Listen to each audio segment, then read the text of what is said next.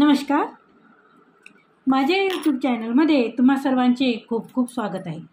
आज आपण पाहणार आहोत सेवानिवृत्ती शाप की वरदान, हृदय पिळवटून टाकणारी कथा. जगात सर्वात लक्ष न देण्याजोगा प्राणी म्हणजे रिटायर्ड माणूस. ठरल्याप्रमाणे म्हणजेच अगदी सटवाईने लिहून ठेवल्याप्रमाणे 58व्या वर्षी तो रिटायर झाला आणि त्याचं जगच बदललं. नोकरीत असताना त्याची एक ठराविक दिनचर्या होती. सकाळी 9:30ला तो घराबाहेर पडायचा.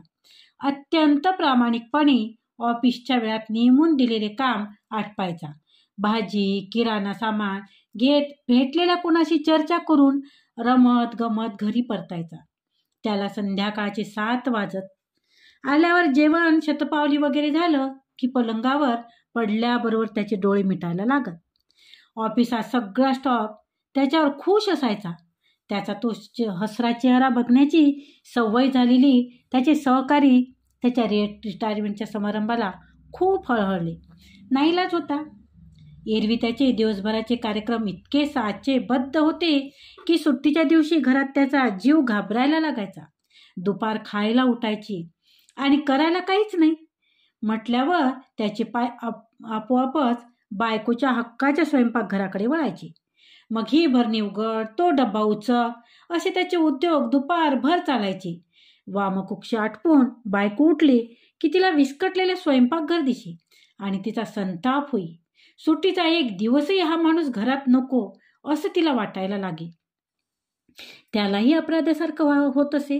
जितके व्यवस्थित आपण ऑफिसात असतो तेवढे घरी राहणं जमत नाही ही खंत त्याला पुढील आठवडाभर त्रास देई. रिटायर्ड झाल्यापासून तो कायम घरातच असायचा. तिला मात्र याचा त्रास व्हायचा. तिच्या हौशीचे दिवस कधीच सारून गेले होते आणि जेव्हा हौस करायची वेळ होती तेव्हा तो सतत ऑफिसच्या तुणतुणं वाजवायचा. हे ती विसरत नव्हती. किंबहुना तिच्या मनात याचा सुप्तसा रागही असावा. गरजेपुरता पैसा घरात येत असला की माणसाचं ओझं व्हायला लागतं. वर्षानुवर्षाच्या त्याच्या सवयी तिला आता त्रासदायक होऊ लागल्या. त्याच्याबद्दल तिच्या तक्रारी दिवसेंदिवस वाढूच लागल्या. त्याने स्नान केल्यानंतर ओला टॉवेल पलंगावर फेकायची त्याची सवय होती. तो ऑफिसात जायचा तेव्हा ती कर्तव्य म्हणून तो ओला टॉवेल उचलून धुवायला घेत असे. पण आता त्याला भरपूर वेळ असल्याने असली कामं त्यानेच आपणहून करायला हवीत असा तिचा आग्रह होता. हा आग्रह त्याला मान्यही होता, मात्र तिने सूचना चांगल्या शब्दात द्याव्या असा त्याचा सूर होता. तिच्या स्वभावामुळे कदाचित तिला त्याची ही गोड बोलण्याची अपेक्षा पूर्ण करणे जमत नव्हतं. तो रिटायर होऊन आरामाचं आयुष्य जगतोय आणि आपल्याला मरेपर्यंत रिटायर होता येणार नाही ही जाणीव तिला बोचत असावी. खरं तर तिचंही वय आता उतारायला लागलं होतं आणि व्याप वाढत होता. तिची आता दमछाक होत होती. मुलांची लग्न, सुनेशी जमवून घेताना होत असलेली तारांबळ, तो घरीच असल्याने त्याच्याकडे येणारी माणसं आणि हे कमी की काय म्हणून 24 तास समोर वावरत असलेला पण घरकामाला काडीचाही हातभार न लावणारा तिचा तो स्थितप्रज्ञ नवरा. तो समोर असला की त्याच्याबद्दलचे आसू येणे आणि समोर असला की त्याचं तोंड बघूच नस तिचं रक्त उसळायचं. तो पाणी प्यायला जरी स्वयंपाकघरात शिरला तरी तू मुद्दामून माझ्यामध्ये लुडबुड करतोयस म्हणत ती त्याला झिडकारायची. हळूहळू तिला तो डोळ्यासमोरही नकोसा होऊ लागला आणि त्या दिवशी ती प्रचंड चिडली. कारण काय होतं कुणालाच कळलं नाही. तिलाही पण इतक्या दिवसाचं मनात साचलेलं रागाचा स्फोट झाला आणि तिने त्याच्यावर खूप आरडाओरडा केला. त्याला अथवा तद्वा बोलली. थेट त्याच्या आई वडिलांच्या बहिणी भावाचा उद्धार केला. तो हादरला. रिॲक्ट करण्याचा त्याचा स्वभावच नव्हता. तो तिला चिडायची कारण विचारत राहिला आणि ती प्रत्येक वेळी सांगत राहिली, तू मला आता डोळ्यासमोर नको आहे, बस. त्याने ऐकलं आणि निराश होत विचारलं, आयुष्याच्या या स्टेजवर आता मी कुठे जाऊ? तिला वाटलं हा चिडवतोय. ती मग आणखीनच चिडली. हातवारे करत किंचाळत, कुठेही जा, मेलास तर फारच बरं होईल, माझी सुटका होईल.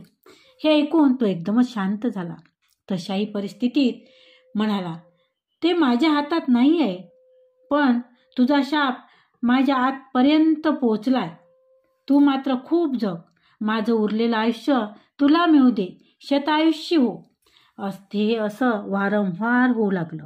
अगदी चिमूटभर कारणासाठी ती त्याला मरणाचा शाप द्यायची आणि मोबदल्यात तो तिला शतायुष्य होण्याचा आशीर्वाद मात्र द्यायचा. तिच्या मनात तसं काही नसायचं. त्याने खरंच त्याच्या संसारातून, या जगातून कायमचं निघून जावं असं तिला वाटणं शक्यच नव्हतं. शेवटी तिने त्याच्याबरोबर 35-36 वर्ष संसार केला होता. त्याने बांधलेले मंगळसूत्र तिने सन्मानाने मिरवलं होतं.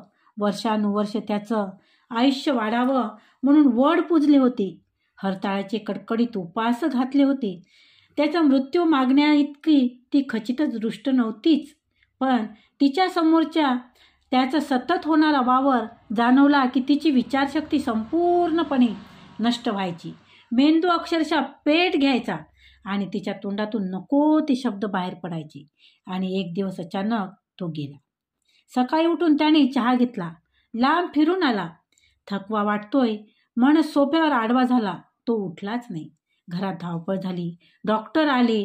त्यांनी तपासलं आणि त्यांच्या प्रथेनुसार इंग्रजीत सॉरी ही इज नो मोर सांगितलं.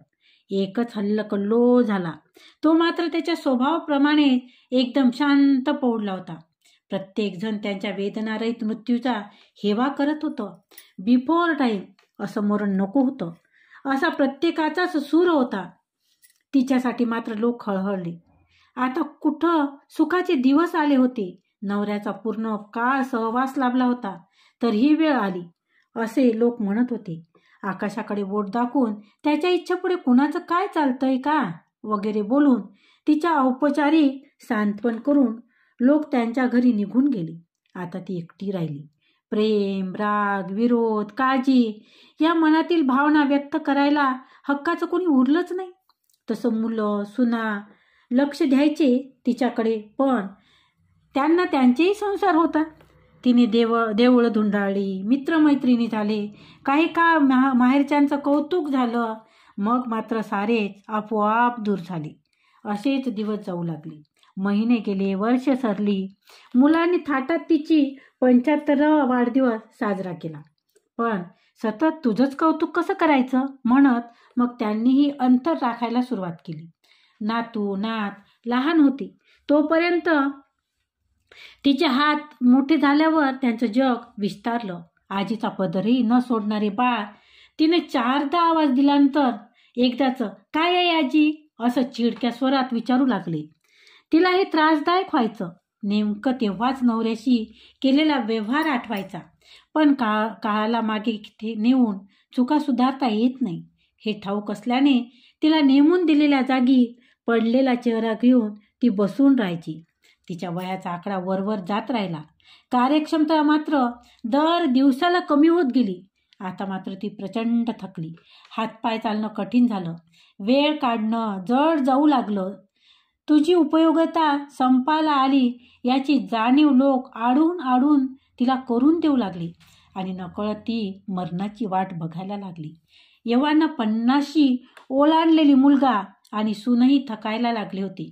त्यांनाही त्यांचे जावई सुना आल्या होत्या आणि नवी सून तिच्या सासूचं काही करेना. तिच्याकडून आजी सासूसाठी काही अपेक्षा करणं तर कठीणच काम होतं. ती रोज आतल्या आत रडायची. देवा उचल मला म्हणून प्रार्थना करायची. भोग भोगायला मला एकटीलाच अशा परिस्थितीत सोडून तो सुखासुखी निघून गेला म्हणून मनातल्या मनात त्याला दूषण देत पडून राहायची. फारसं आठवायचं नाही तिला आता. आजकाल मात्र तिने दिलेला शाप आणि त्याने दिलेला आशीर्वाद प्रयत्न करूनही तिच्या स्मृतीतून निघत नव्हता. मेलास तर फारच बरं होईल. माझी सुटका होईल. हा तिने त्याला दिलेला शाप होता की आशीर्वाद होता. तू मात्र खूप जग, शतायुष्य हो, हा त्याने दिलेला शुभ आशीर्वाद होता की शाप होता हे मात्र तिला तिचंच कळत नव्हतं. मित्रांनो, व्हिडिओ कसा वाटला कमेंटद्वारे नक्की कळवा. तसेच व्हिडिओला लाईक करा, शेअर करा आणि चॅनलवर जर नवीन असाल तर चॅनल सबस्क्राईब करा. धन्यवाद.